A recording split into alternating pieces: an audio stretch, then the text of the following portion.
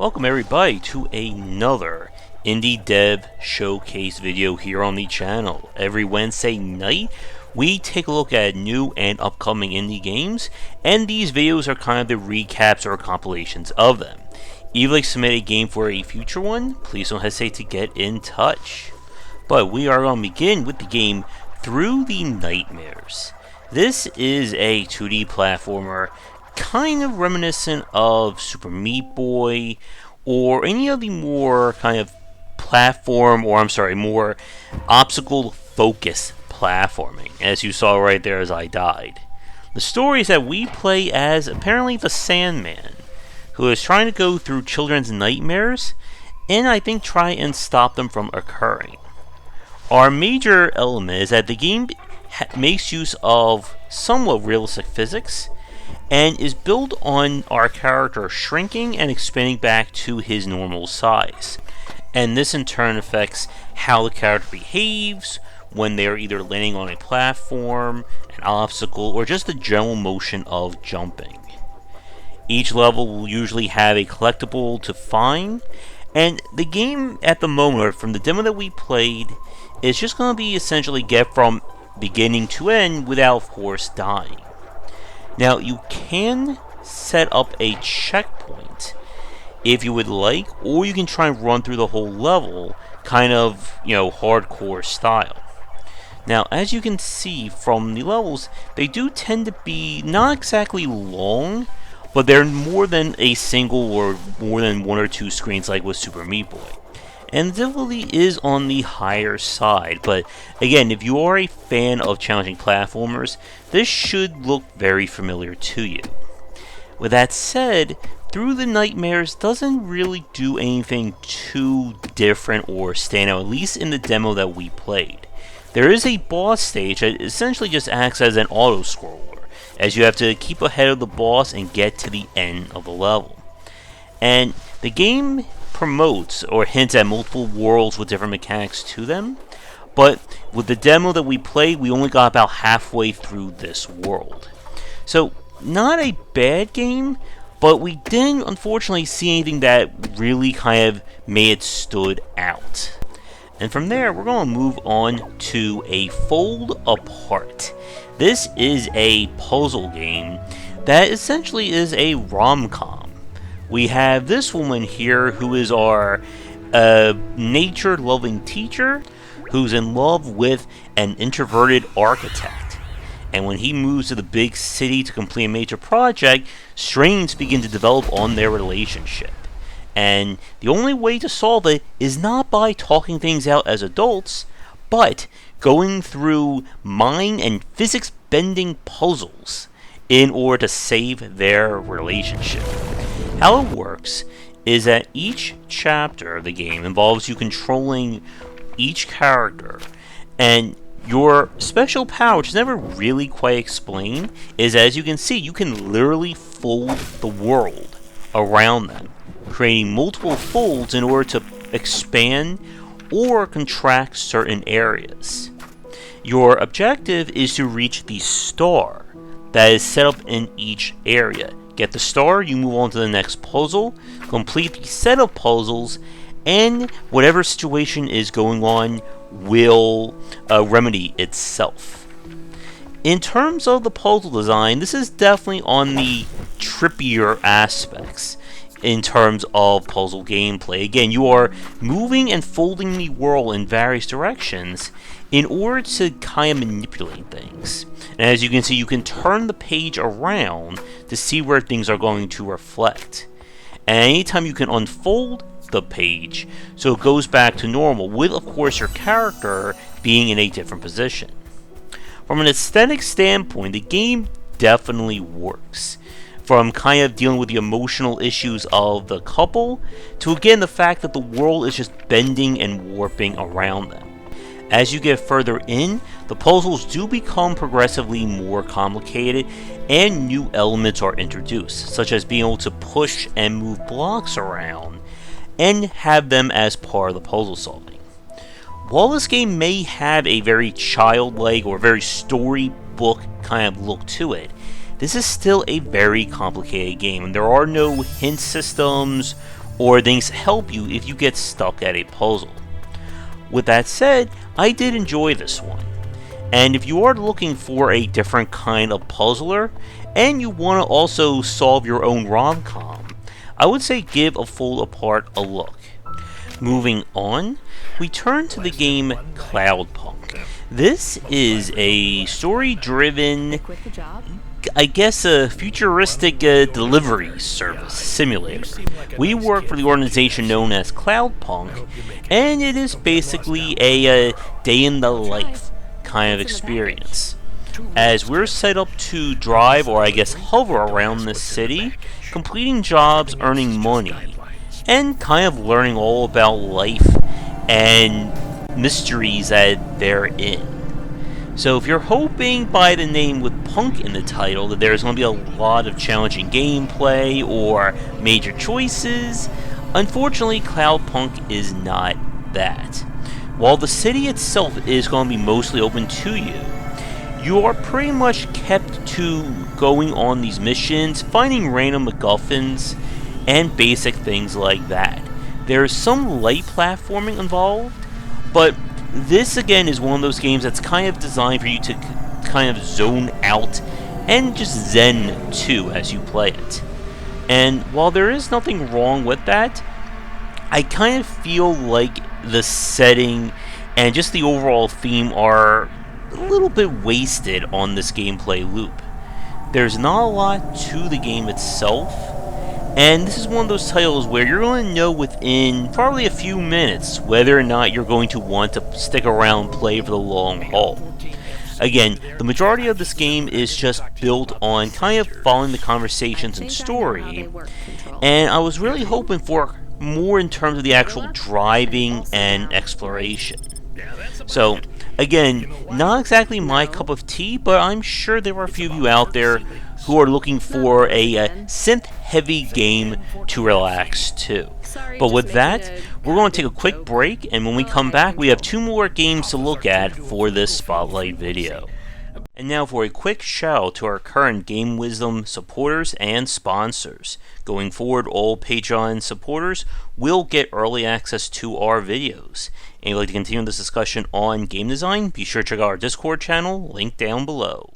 If you're looking for more wisdom about game design, be sure to check out my latest offering of books, 20 Essential Games to Study, aimed for first-time developers and students looking for some inspiration for their upcoming games, and Game Design Deep Dive Platformers if you're interested in anything regarding 2D and 3D platforming design. They're both available in print, digital, and wherever books are being sold. We now turn to the game The Wind and Wilting Blossom. This is essentially if FTL and Onimusha, I guess, had a baby. Our stories that we are exploring Japan, trying to stop an evil, I believe it was a witch, from taking over. And to do that, we are going to move around this very lovingly, looks like a watercolor painting, as we take on events, fight demons and other people, and try to build our company of warriors up. So, similar to FTL, the game has you choose, or allows you to choose a different starting commander. This will affect what you begin with, as well as kind of your starting equipment. Your team will consist of your hero unit, as well as a few kind of conscripted soldiers, as you see down there. You can have up to 5 characters, and they can be upgraded using your accumulated resources. Each character is not randomly generated in terms of different stats, but each class will have different attributes in terms of attack, health, and armor. Now, you can equip your character with different weapons, as well as get access to various consumable items and charms that will impact how they play out. Now, the map itself kind of follows, again, the FTL node-focused design. You move from node to node, and some nodes will have good events, some will have bad, and, of course, there's going to be combat. Now, combat is built, again, on moving your characters around and trying to make use of positioning. characters have both health and armor. Armor is that kind of bluish bar you see above the red health pips. Armor regenerates after combat, health does not. And this creates a dynamic of trying to soak up damage through armor and your units before anyone actually takes health damage. The tanking or aggro system is based on doing damage as well as positioning. So a character who does the last hit on an enemy will usually aggro that one. But if there aren't any characters nearby, or anyone who did damage, they'll go for whoever is the closest. And you're going to have to be very strategic, as enemies will start to show up with more and more health and armor, as well as range units who can really cause problems if you have those of yourself. Now, one thing I want to keep in mind is that despite this video coming out now, the footage that you're seeing is from basically the first week of this game on early access. While I did like the aesthetics and theme, my issue with the game at the moment is that, one, it is definitely on the harder side. Because you start with basically 3 units, anytime you are outnumbered, it's very easy to take health damage.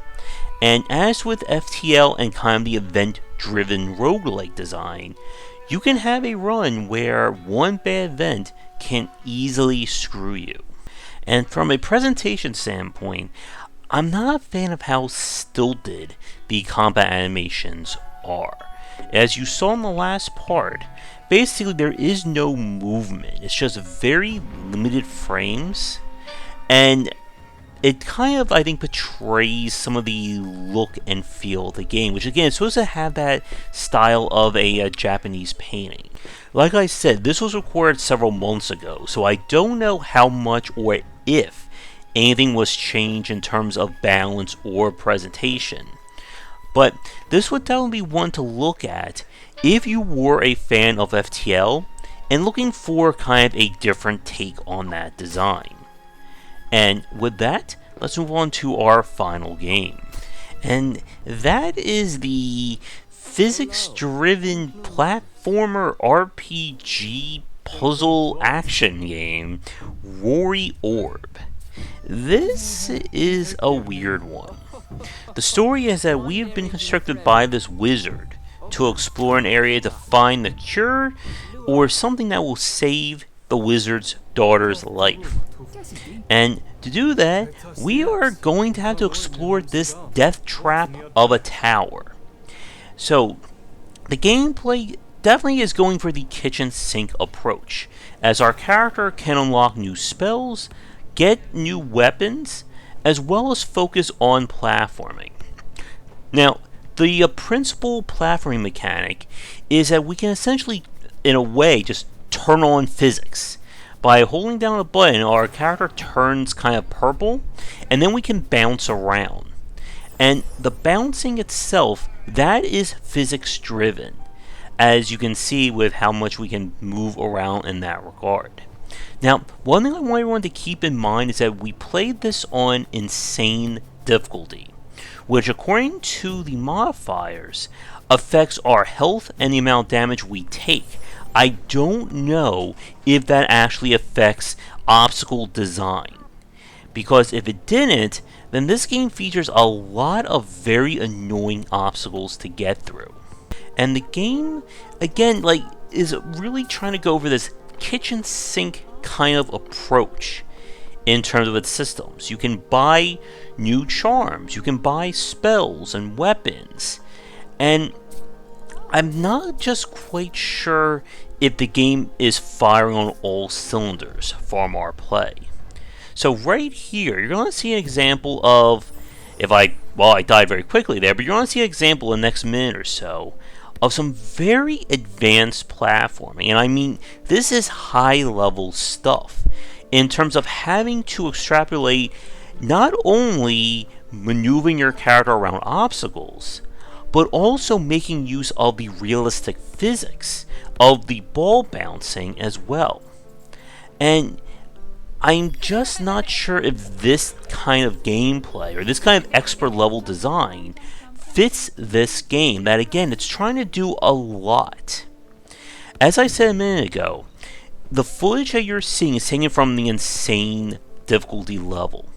And it did mention again that it would lower the number of checkpoints and your health, but it did not say anything about the obstacle design. And for anyone who did play Warriorb and got like to this level or this point, did the lower difficulties change these obstacles? Because that would really have an impact on kind of what my opinions are on it. But like I said, this is an example of a game that it feels like it's trying to do too much. And we kind of see this, unfortunately, from indie developers, where to stand out, they're going to implement as many systems as they can, and unfortunately, instead of making their game feel unique, it just ends up feeling like it's going all over the place. The combat, for instance, is very floaty, and enemies tend to be able to just hit you, and you're not really able to kind of stop them from it. And I know somebody is going to comment and say, oh, you're just horrible at platforming, or the game isn't that hard. But as somebody who's been and gone all the way through both Ori games, Hollow Knight, and titles that are built on very precise control schemes, as well as challenging the player to do a lot of movement and momentum-based issues, that those games felt comfortable to play. Warriorb did not. And I don't know who their intended market was for this game. Is this designed to be, the Dark Souls of physics-driven platforming? Is this meant to be a game that's supposed to be suitable for all skill levels? And if I'm not able to figure out what you're going for with your game, that is definitely an issue. I did like the multiple layers of progression on finding new unlocks, abilities, etc., etc.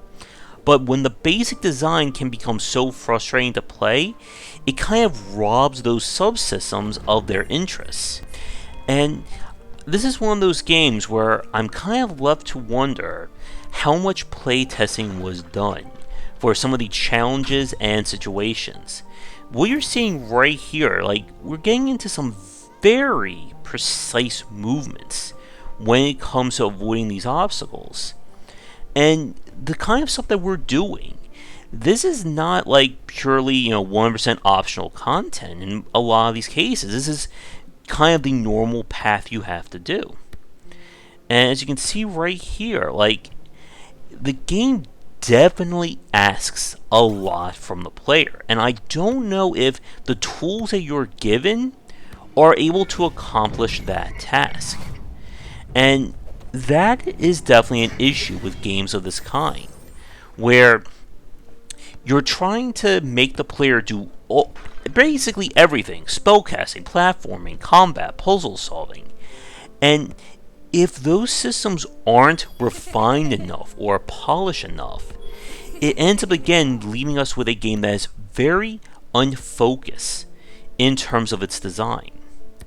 And unfortunately, it's a game that, if you are looking for, I think, a fair and balanced challenge, I don't think it's going to work for you.